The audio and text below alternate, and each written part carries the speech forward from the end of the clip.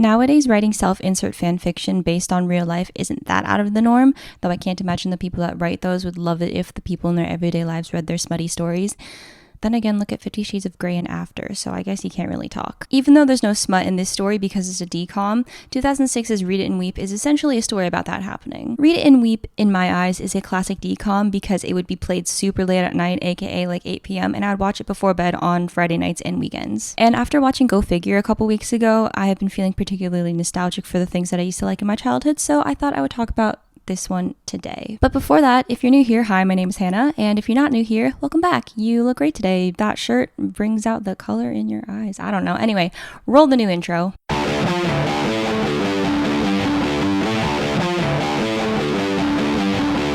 Yeah, that was pretty cool. I know. But anyway, Read It and Weep starts out with a bunch of vague stationary shots. We see like a teenager typing on a typewriter, which, I mean, I have a typewriter, but that's just because I'm like cool and quirky, different, not like the other girls. I guess our main character is as well, but we'll get to that later. When I was a kid, I was always super tempted to stick my fingers in one of those pencil sharpeners, but I never did. The narrator, presumably our main character, lets us know that this is no ordinary high school story. At least not for Isabella, aka Is.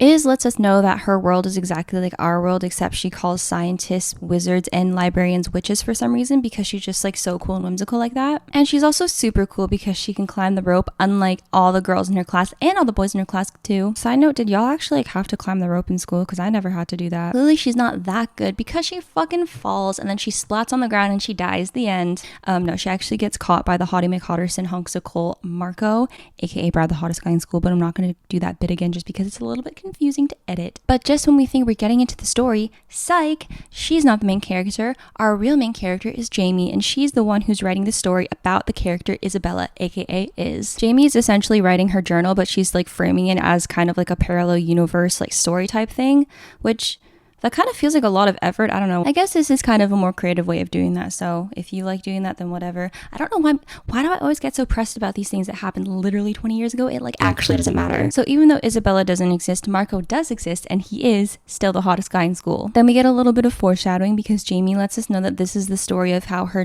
journal became a bestseller. This is the story of how my private personal journal became a bestseller. Then we're introduced to 2 out of 3 of Jamie's BFFs. We have Harmony, the cool hip artist, and we have the token POC best friend, Lindsay, who's kind of like a environmental activist. I think it's pretty cool. Why do people decide to be super loud the second I'm trying to film? Then we meet the movie's trio of mean girls because apparently they always travel in threes and they always rule the school for some reason. There she was. We have Sawyer, who is known as Myrna in Jamie's parallel universe journal book thing. And we have her 2 goons, which I don't even bother learning their names because it's literally irrelevant. In Journal World, Is, who is obviously self-insert for Jamie, basically zaps Myrna into a perpetual detention. And yeah, get used to the word zap because it'll be used a lot. Fun drinking game. Take a shot every time I say the word zap. Actually, maybe don't do that because you'll probably have to get sent to the hospital and get your stomach pumped. Moving on, in English class, everyone has to present a poem. Marco starts reading his, and he's really clearly good at reading the thing that he definitely completely totally wrote himself. Quiet girl I thought I knew who continually makes me smile. And everyone is just like lapping it up. Then we meet the 3rd and final BFF in Jamie's friend group, Connor, played by Jason Dolley, who was Disney's sweetheart. He has a really not obvious and really subtle crush on Jamie. Jamie has a crush on Marco, shocker, but Marco is dating Sawyer. So Jamie is really subtly, not obviously jealous of the relationship, as we can see. At home, we can see that Jamie's dad owns a pizza parlor, but business hasn't been going well lately, so he tries to save the business by putting bizarre toppings on the pizza. His newest creation is liver and onion, which, okay, yeah, that's really gonna save the business. During the sleepover, the girls are discussing the essays that they wrote for the upcoming essay contest, and Jamie goes to print hers, but her printer is out of ink. I promise this is all relevant. Her printer is out of ink, so she asks her brother. We're introduced to her brother, okay? He's like a cool, like brooding rock star type, you know, named Lenny. He like doesn't let her use his printer and whatever, so then Lindsay says that she can print it at her place. So stick with me because this is relevant. Jamie goes to send Lindsay the file, but she's distracted while doing doing it. So instead of clicking her essay file, she accidentally clicks her journal file and sends that to Lindsay. That's so like long-winded of explaining. But come Monday morning, Lindsay has printed out Jamie's file and hands it in on her behalf. Some time passes and we find out that Jamie has won the essay contest. Woohoo! But she hasn't yet realized that it was her journal that she handed in rather than her actual essay. And when she finds out, she takes it super well. And for some reason, the teacher decides to read her essay, it was her journal, out in class. And this feels like kind of like a humiliation ritual because like what the hell? But yeah, it's super embarrassing for Jamie because obviously she named the hunksicle in her story after the real life hunksicle Marco. But the rest of the students are loving the story and they somehow haven't realized that this is all based on real life. Jamie's freaking out a bunch, but don't worry because her guy best friend Connor manages to calm her down a little bit. This whole thing's gonna blow over before you know it. Think so? I know so. Because he's just such a nice, cool friend like that. You know, they're just like such great friends. Jamie has just finished a super delicious, appetizing looking meal when she finds out that someone wants to publish her essay as an actual book. I wish publishing deals really came that easily, damn. Jamie initially says no, but then a imaginary manifestation of her character starts talking to her and convincing her to take the publishing deal. After a bit of back and forth between Jamie and Jamie eventually decides to write the novel. And Lenny, her brother, is like just so supportive and nice. Sounds like a pipe dream to me. Only 2 months later and her journal/essay has turned into a real book and everyone in her school is reading it. The student body is loving the book version of Jamie's essay.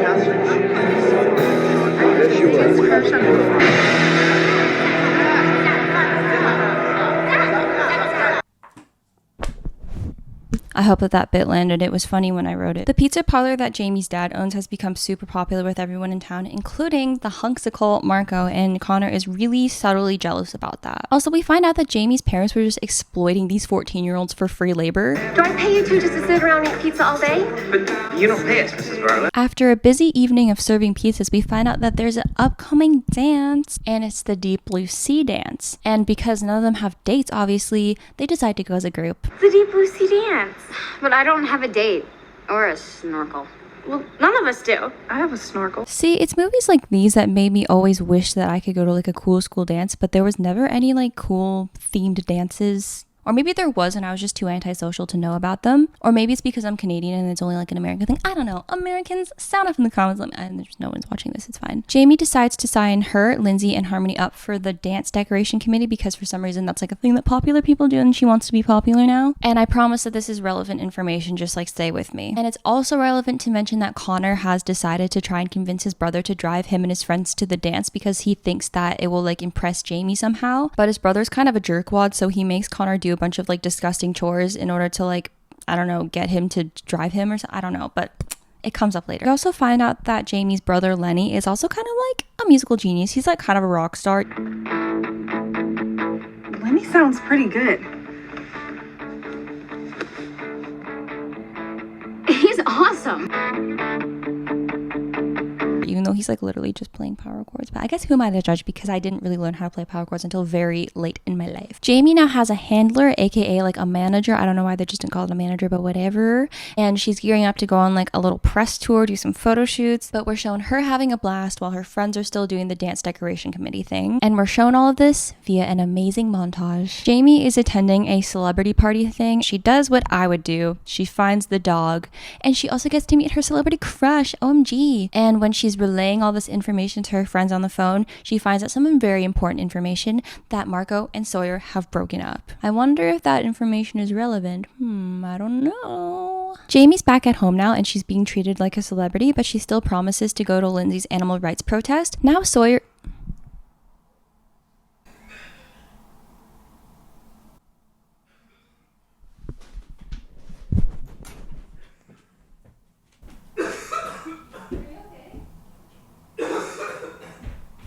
Sorry, my boyfriend was just like casually choking and almost dying.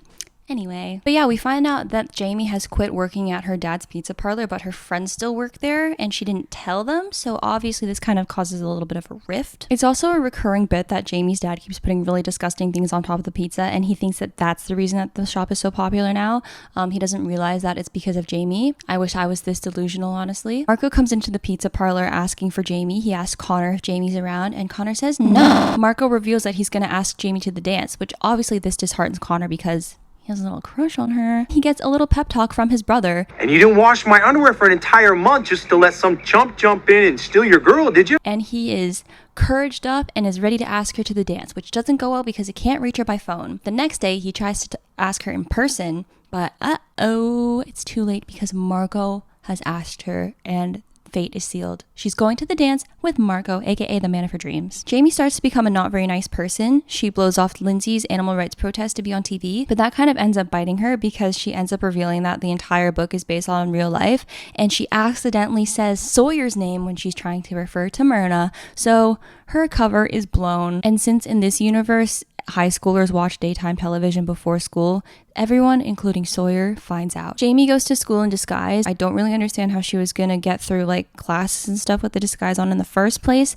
but it doesn't even matter because she's confronted by everyone and everyone hates her, including her friends. Well, everyone hates her except for Marco. He's just kind of chilling for some reason. But the more Jamie hangs out with Marco, the more she realizes that he's not really the dreamboat that she thought he was. Are you gonna eat those? No.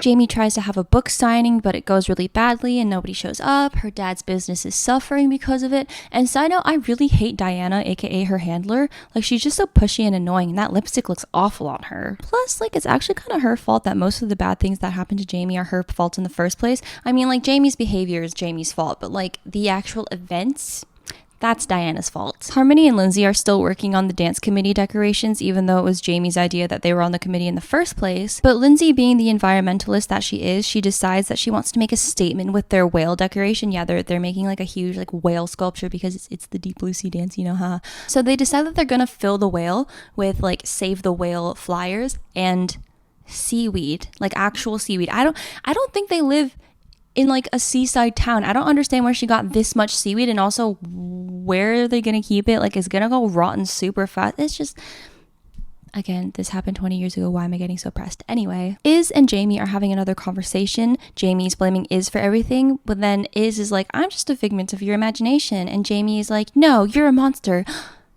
And I'm one too. And then that's when Jamie realizes that it was her fault that Lenny threw out his guitar, and she's finally seeing some consequences of her actions. What the fuck is happening outside? I live on a kind of busy street. Sorry. Jamie tries to apologize to Lenny, but he's too busy being emo. Also, this song low-key still kind of goes hard. Whatever happened to Jordan Pruitt? Jamie goes on to an MSN-esque like chat room, and she sees that all of her friends have unfriended her except for Connor. The next day in class, Jamie is talking out loud to herself in a completely silent classroom while she's reading the paper. Okay, this is getting a little out of hand. Since when does the Spartan have 5 pages of letters to the editor? She's reading the letters to the editor column where everyone is just sending hate mail about her basically, but there's a glimmer of hope because there's one singular positive message about her. Connor wrote the letter, but Jamie thinks that it was Marco because she would recognize his style anywhere. It's just like his poem. Yikes. She goes to run off and find Marco, but right before she does, she gives Connor a, "You're a really good friend." Double yikes. She goes to thank Marco, tells him that she's really excited for the dance, and Marco won't stop calling her Iz. Triple yikes. Why, thank you, Iz. It's Jamie. Jamie overhears her parents talking about how they need to sell the pizza parlor due to lack of income and losses, but there's no time to be sad about it because we have a getting ready for the dance montage. Also, I still really think that her dress is super cute, but now it's dance time. Oh yeah, let's go. Maybe it's good that I was never invited to any school dances because like I don't really think that people need to see these dance moves. Jamie's friends are still ignoring her, Marco is still calling her Iz, and this looks way beyond any sort of high school budget. Or maybe this is just standard for American dances. I don't know. I'm Canadian. Some amazing AR work right there. But then Jamie and Marco get to talking, and Marco reveals that he didn't write the poem that Jamie loves so much. Connor did, and that's when she realizes she's at the dance with the wrong person. Oh my god, it's crazy.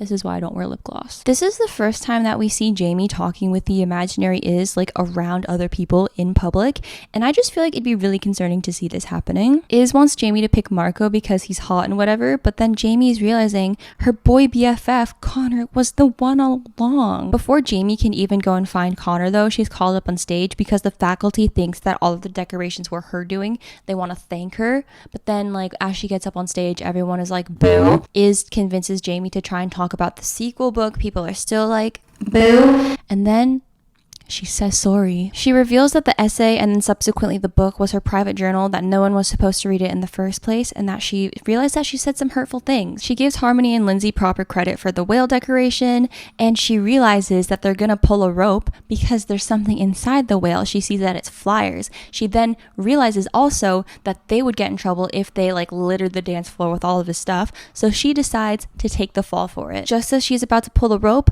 Iz tells her no, and then she tells Iz, "You don't have the power, I do." And then she pulls the rope and a whole bunch of flyers and seaweed just like fly everywhere, all over the dance floor, all over people, and everyone is freaking out except for Marco. Also, like the whale starts to like swing really dangerously low.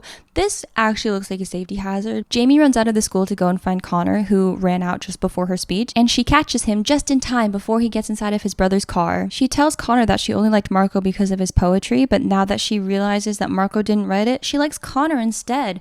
Doesn't that mean that she also kind of only likes Connor because of his... I mean, they have like history and stuff together, but...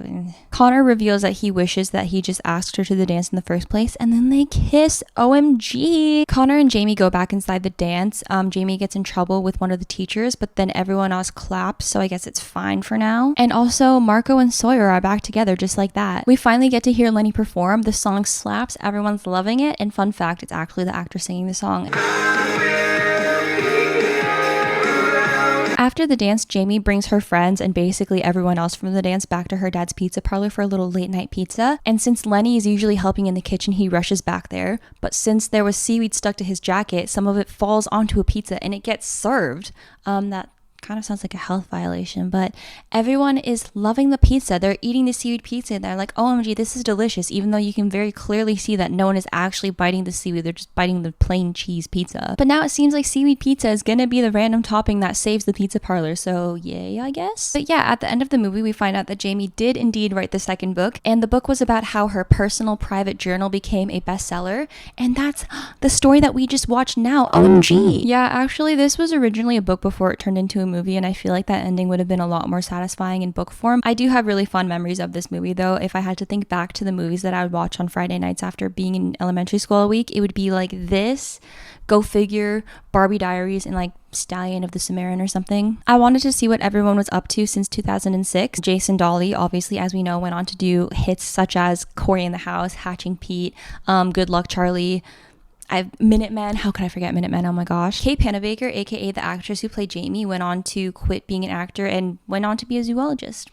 So I guess she found her calling. She even worked in Disney's Animal Kingdom at some point. I don't know if she still does, but she did at one point. The entire cast has done like small acting jobs here and there since then. But yeah, if there's any actual takeaway from this movie, it would be, don't write your diary in anything that is connected to the internet. Just write it in a good old journal. But yeah, that's it. I hope you enjoyed. I enjoy making these sorts of videos, so I will be doing more in the future, whether you like it or not. Okay, bye.